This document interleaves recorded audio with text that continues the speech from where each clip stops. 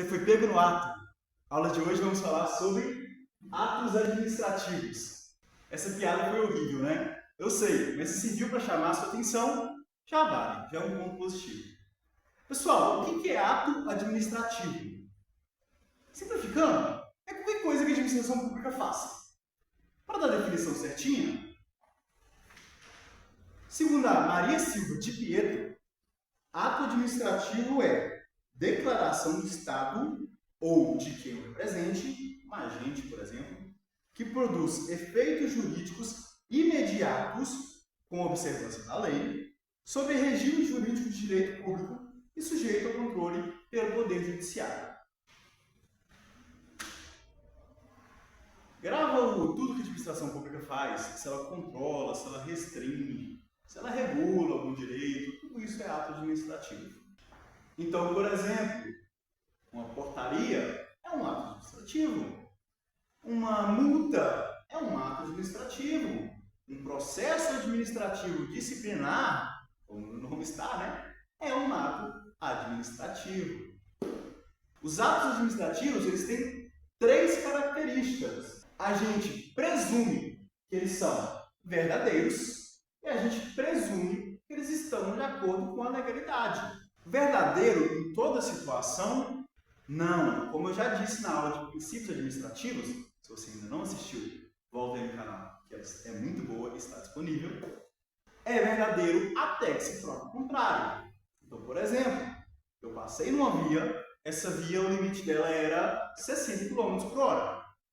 Mas tinha um radar e esse radar me mudou. Falou que eu estava 299, bati o 299 e uma CG 150. Se eu recorrer a essa multa, falar, olha só, esse radar estava desregulado, é absurdo que eu faça uma CG 150 299. Bom, esse ato, então, a partir do momento que você prova que ele não é verdadeiro, ele se torna falso. O ato também é imperativo. Não depende da sua vontade.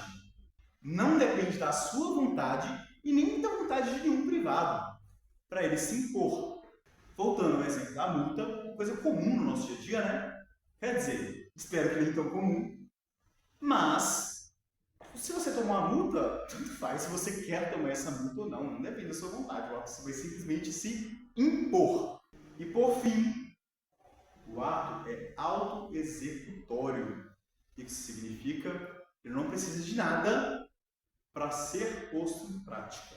Ele, por si só, já pode imediatamente ser posto em prática. Por exemplo, você, um fiscal da vigilância sanitária, você chega numa pastelaria e vê que está tudo errado ali. Eles estão matando as carnes, matando os frangos dentro mesmo da pastelaria, sem nenhuma condição de higiene. Você vai nos banheiros, aqueles banheiros todos sujos, cheio de rato andando, cheio de barata, e fala, eu preciso fechar esse estabelecimento. Através de um ato administrativo, você vai lá, fecha o estabelecimento. Você não precisa da declaração de um juiz, você não precisa recorrer à justiça para falar, olha, estabelecimento realmente está acontecendo, você vai precisar de ser fechado. Não, você deu a ordem de fechar esse estabelecimento, a vigilância sanitária está fechando esse estabelecimento. Lembrando da teoria do órgão, né, que você, como agente, representa a vontade do órgão. O agente da vigilância sanitária é a vontade da vigilância sanitária. A vigilância sanitária falou que isso precisa ser fechado, isso vai ser fechado no mesmo momento, sem necessidade de apreciação do judiciário. E por fim, segundo a Maria Silva de Pietro, a gente também vai ter a característica da tipicidade.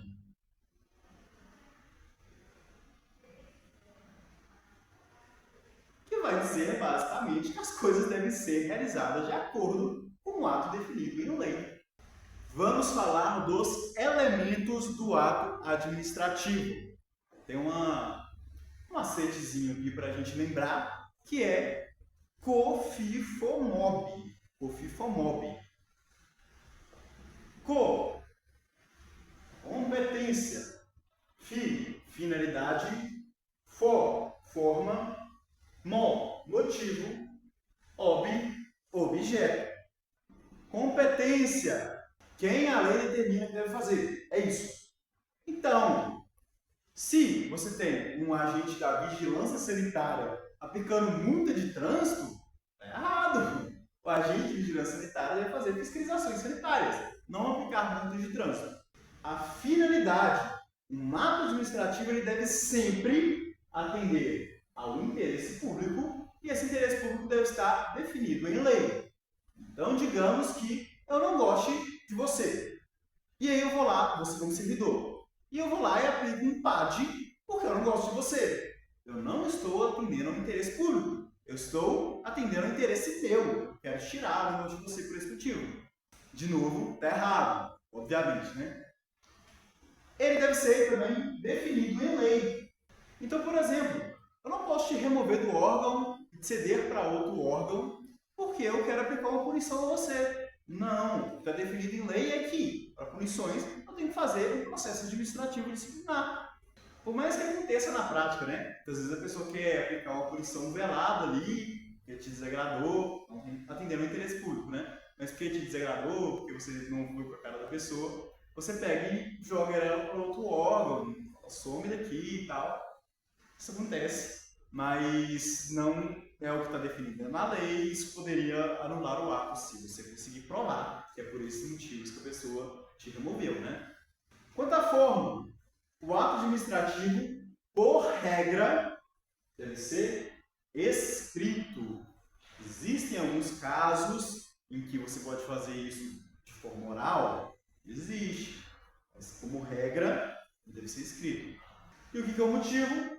O motivo é a situação que ocorreu e a tipificação. Por que onde que fala que isso não pode e tudo mais. E por fim, a gente vai ter o objeto. O objeto é o conteúdo do ato, é basicamente o ato em si, os efeitos produzidos por ele. Então, no caso de PAD, exoneração, pode ser, né? A gente vai ter uma coisa muito importante que é a teoria dos motivos determinantes. Ela basicamente vai dizer que, se os motivos são falsos, o ato é nulo. Vamos dar um exemplo?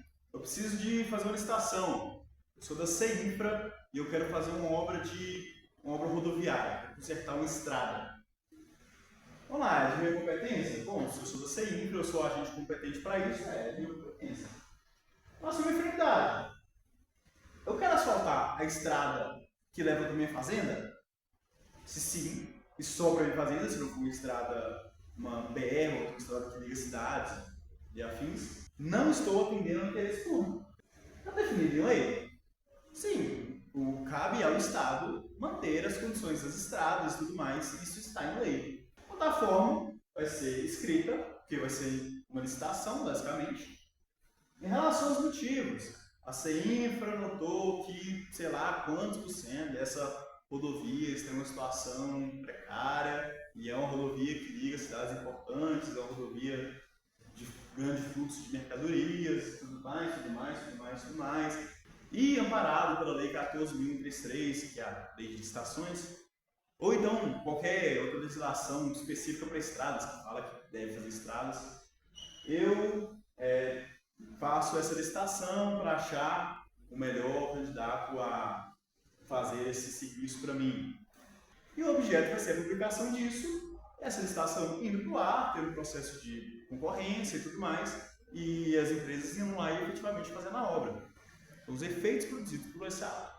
E por fim, para a gente fechar aqui, a gente vai ver que um ato é perfeito quando ele esgota todo o seu ciclo de formação, ele é válido se ele está de acordo com a legalidade, com a legislação vigente, e ele é eficaz quando ele passa a produzir efeitos no mundo, quando ele é efetivamente publicável. E ele é execuível se ele é capaz de ser feito. Se eu falo que eu vou fazer uma obra que vai ligar Santos a Maceió, e ela vai ser por meio da ponte, no meio do oceano, por algum motivo. Isso não é execuível, não tem como fazer isso.